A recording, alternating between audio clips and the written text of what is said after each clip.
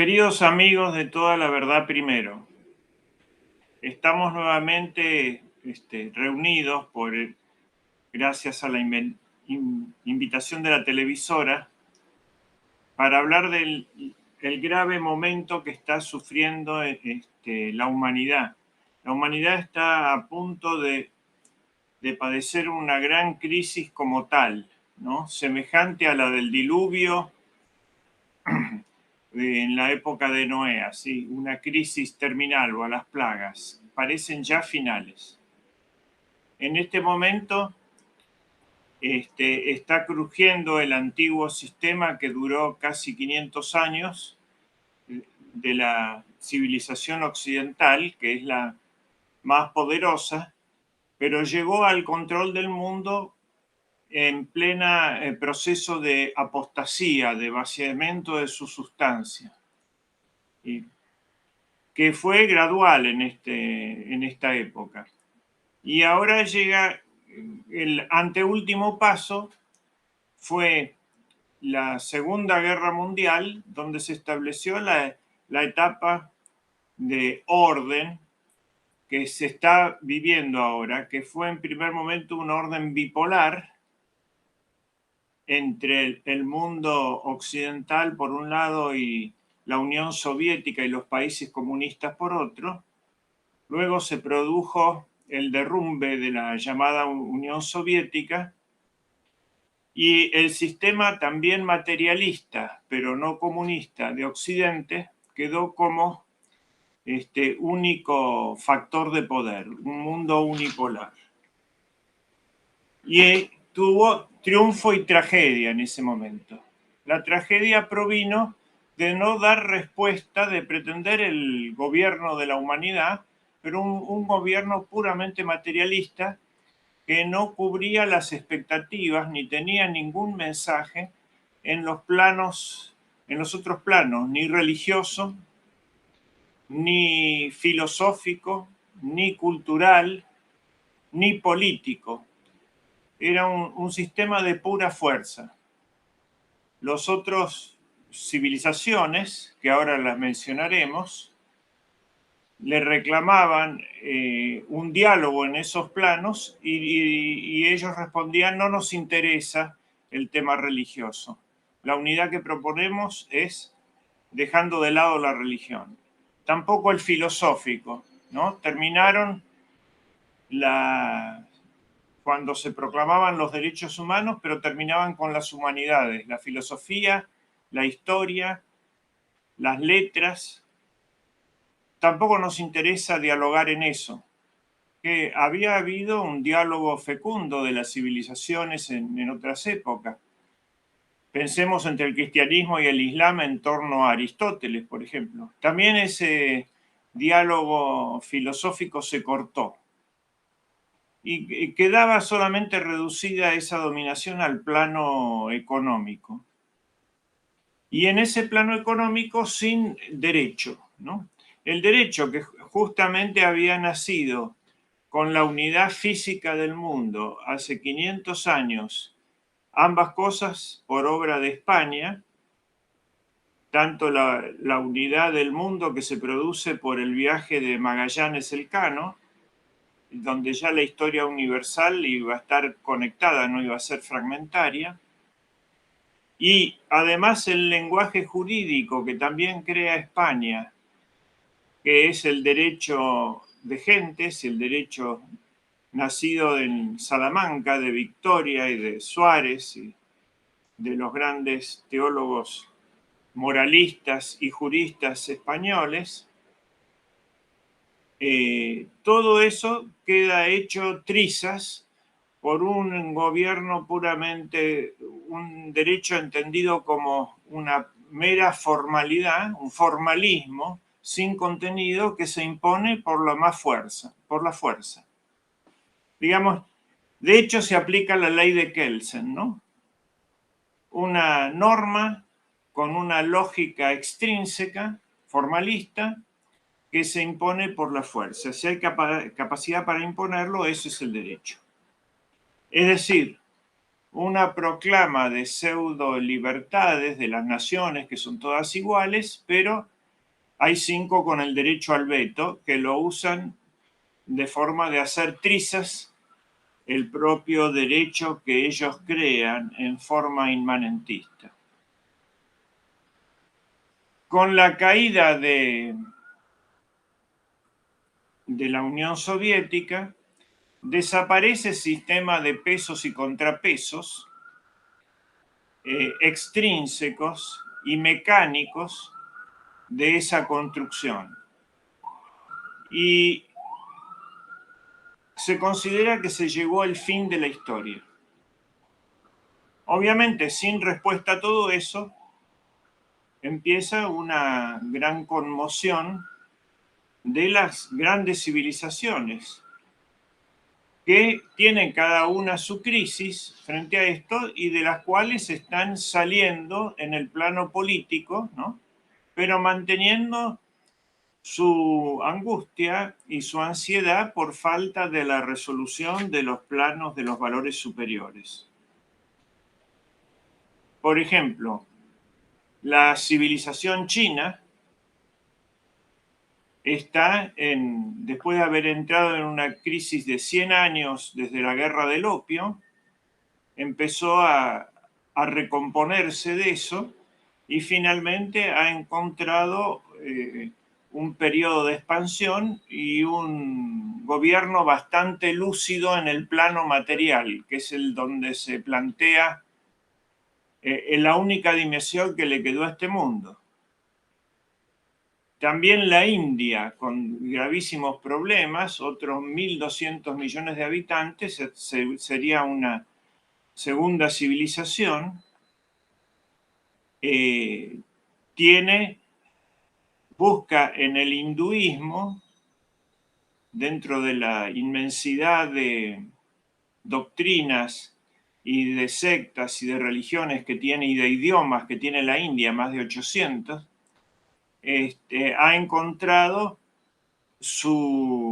la resolución aparente de su tema. Y también esto tiene un gran contenido escatológico, ¿no? La nueva era china, que viene con el cambio de dinastía, ¿no? El fin del Kali Yuga, del predominio de Kali, y en la India, con la vuelta de Kalki, del cual creen que el señor Narendra Modi es una encarnación, y Rusia, desde el año 2000, reacciona con el liderazgo de Putin y se reencuentra con su tradición ortodoxa y encuentra su rol como articulador de Eurasia, del mundo euroasiático. El Islam, que se conmueve todo desde Indonesia hasta Marruecos y de Kazajstán hasta Sudán y el sur todavía y Somalia, que son 55 estados nacionales islámicos, de los cuales 22 son de la Liga Árabe, que forma como un núcleo central de ese mundo. Estos están todavía sin un liderazgo unificado, pero a falta de... son 1.800 millones, más que los otros, que los hindúes y los chinos y los rusos ortodoxos, pero hay un grupo de naciones líderes, ¿no? Arabia Saudita, de los árabes sunitas, Turquía también, del mismo mundo, pero en área turca, no árabe, Irán, a la cabeza del mundo persa y del chiismo, Pakistán por envergadura, tamaño y posesión de armas nucleares, Indonesia, la principal potencia de Oceanía, todos esos bajo el liderazgo de más o menos entre 5 y 10 grandes naciones están recomponiendo también su liderazgo y su acción concertada después de siglos de guerras internas y de disensiones. Por último, del mundo occidental, que es el que está perdiendo el predominio sobre todo por su vaciamiento de su sustancia espiritual, es el mundo que encabeza los Estados Unidos de Norteamérica. En segundo lugar, la Comunidad Europea, la Unión Europea, y también Japón, que parecía que iba a ir para el lado de chino, pero en esa tensión quedó claramente del lado norteamericano en los últimos momentos, sin saberse qué ocurrirá, qué puede ocurrir en el futuro. Eso forma lo que sería la civilización occidental. Y América Latina, mal llamada América Latina, la hispanidad, digamos, que tiene su posible núcleo de reacción en la alianza entre Brasil y Argentina, que también no se está haciendo como debiera sobre su sustancia espiritual como hacen las otras civilizaciones, sino que está haciendo una componenda de partidos y de mercados, pero de todas formas está queriendo ser como puede y puede poco. Entonces tenemos un orden internacional cayendo, un pensamiento occidental muy fragmentado, con un predominio decadente del proyecto de la Ilustración, que ve su escatología en el ideal de progreso, bastante abandonado, o no para todos ya, será el progreso. Sí. Con su plan que es el foro de Davos y la Agenda 2030, que la humanidad no le está aceptando, por suerte, porque sería siniestro. Luego varios proyectos menores dentro de ese caótico proyecto, que son la ideología de la quinta monarquía o del destino manifiesto, que es el predominio protestante anglosajón, y otras escatologías varias y confusas. Y aliado aparentemente a este mundo está también el caso del Estado de Israel, que ahora está nuevamente en guerra desde los episodios de Gaza, en guerra caliente, no en guerra fría, ¿no? Con un conflicto tapado, latente durante bastante tiempo y con una posibilidad de acuerdo superficial con Arabia Saudita, y a través de Arabia Saudita con todo el sunismo, que se venía hablando como en los pactos de Abraham, que iban a sumar a esta alianza, a la de Occidente, liderada por los Estados Unidos, y seguida con poca convicción y sin ninguna moral por Europa, unir al Estado de Israel y por lo menos al sunismo dentro de ese mundo árabe que todavía no terminaba de definirse en cuanto a su organización política central, como lo habían hecho el mundo chino, el mundo ruso y el mundo indio. Llegamos entonces al punto del desideratum. Occidente está liderado por el Grupo de los Siete y detrás toda Europa occidental. Y como herramienta militar la NATO, fundamentada sobre todo en la industria norteamericana y pagada por todo ese sistema.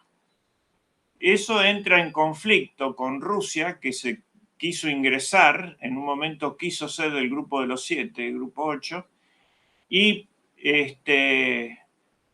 por una cantidad de intrigas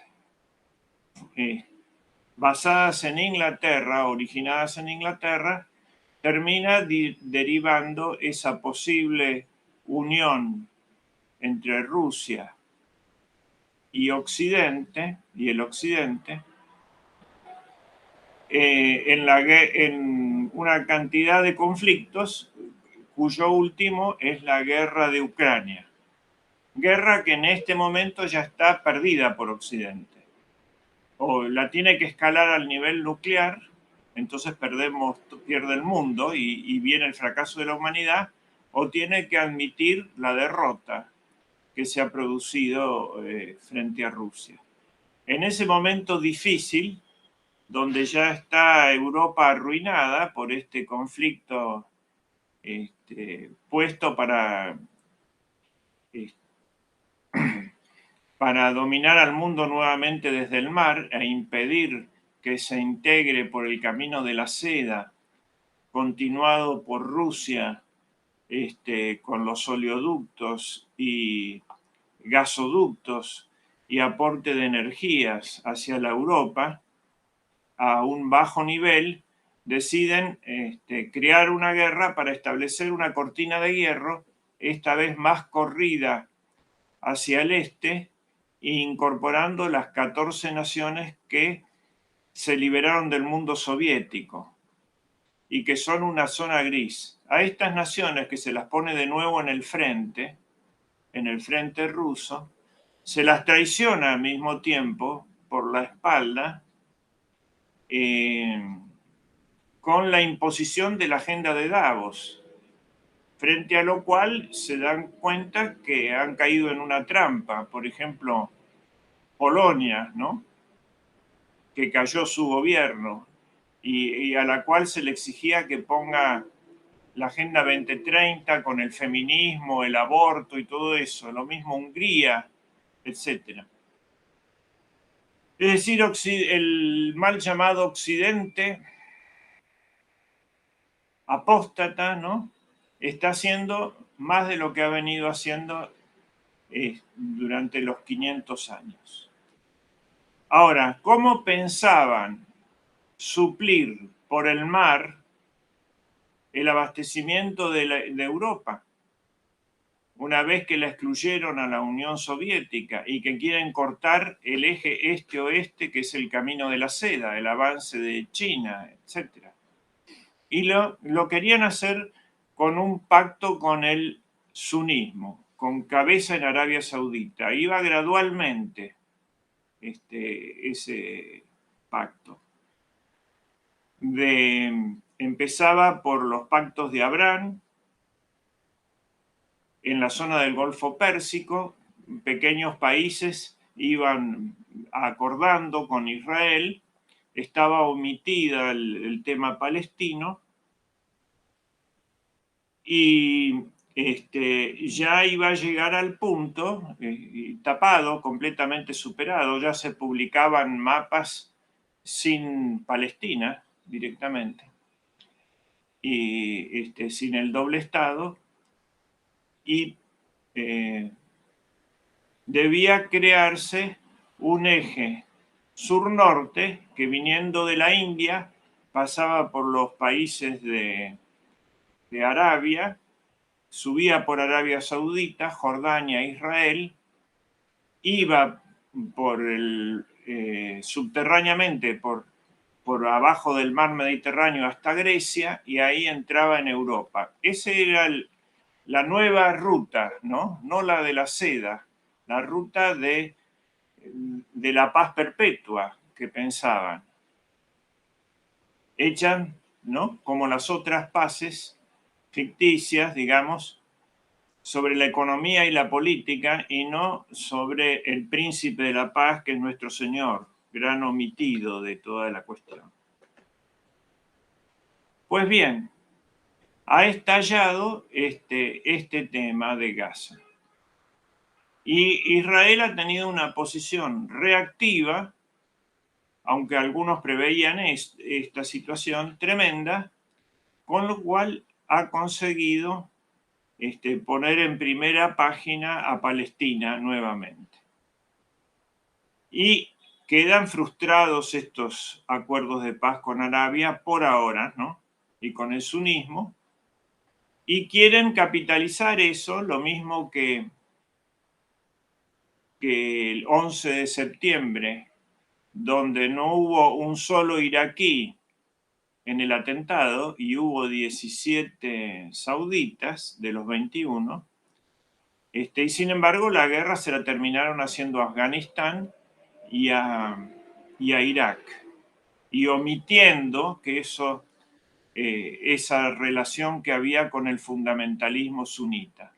En este caso también hubo una intención de llevar la guerra contra Irán, por cuanto Irán es la cabeza de punta del avance chino.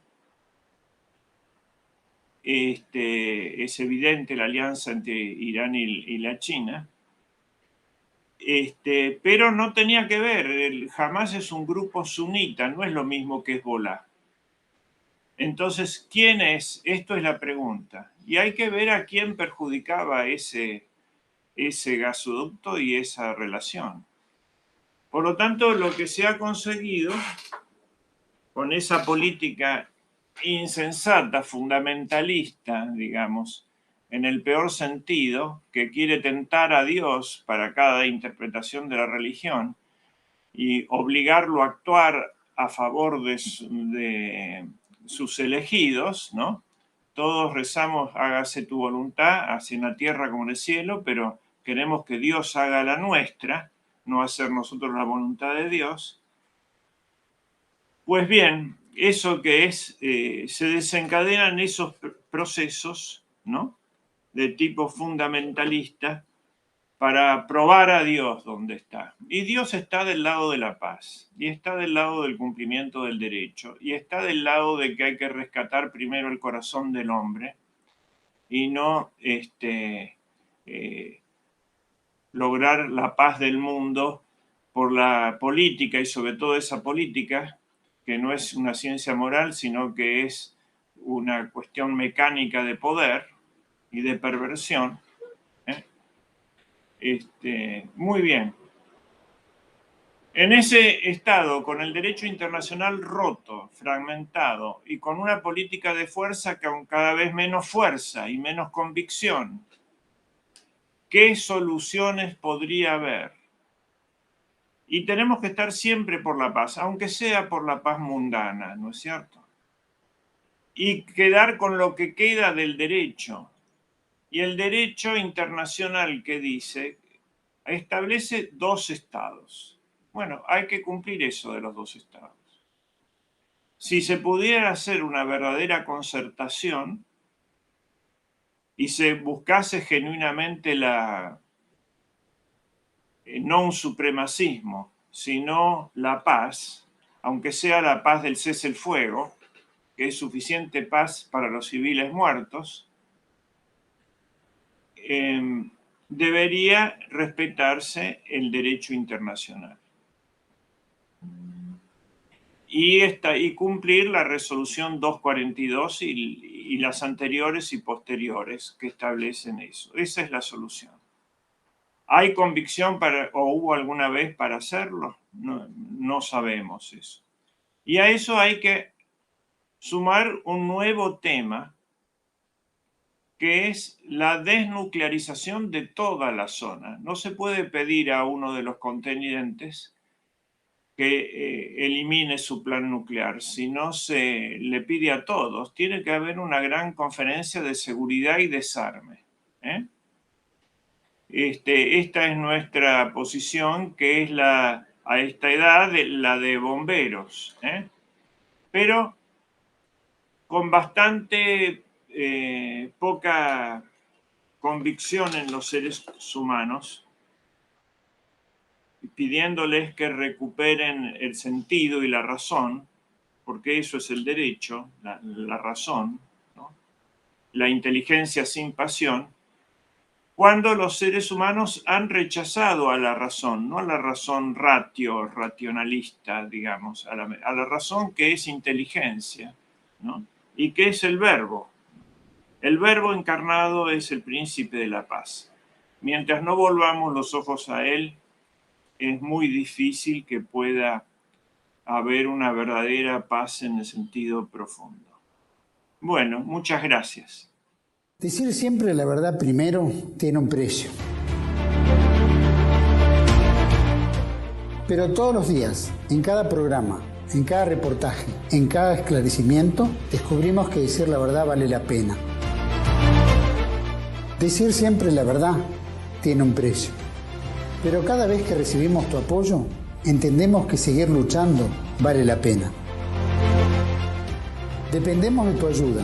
TLV1, toda la verdad primero.